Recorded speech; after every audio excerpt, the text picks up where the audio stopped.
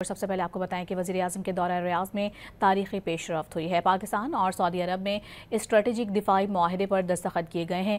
معاہدے کے تحت کسی ایک ملک کے خلاف جارحیت دونوں ملکوں پر حملہ تصور کی جائے گی۔ کسی بھی جارحیت کے خلاف مشترکہ دفاع کو مضبوط کیا جائے گا۔ وزیر اعظم کے دورہ سعودی عرب کا مشترکہ اعلامیہ جاری کر دیا گیا ہے۔ پاکستان اور سعودی عرب مشترکہ دفاع اور تحفظ کو مضبوط بنائیں گے۔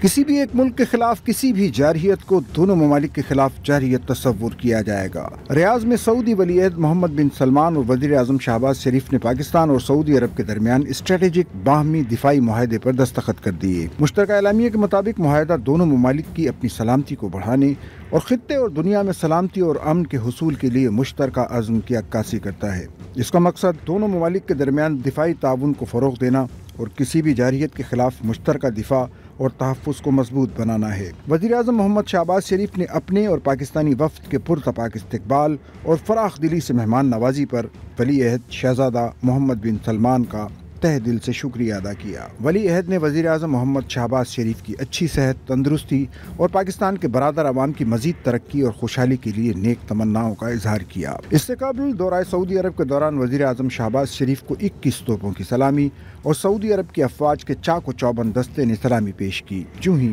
وزیر اعظم کا ہوائی جہاز سعودی فضائی حدود میں داخل ہوا تو سعودی F-15 لڑاکا طیاروں نے شاندار استقبال کیا۔ وزیر اعظم نے سعودی لڑاکا طیارے کو سلامی پیش کی اور کاکپٹ میں جا کر مائک کے ذریعے محمد بن سلمان کا شکریہ بھی ادا کیا۔ Mohammed bin Salman prime minister of kingdom of Saudi Arabia بعد میں سعودی شاہی دیوان قصر یمامہ میں وزیر اعظم اور سعودی ولی عہد کی ملاقات ہوئی۔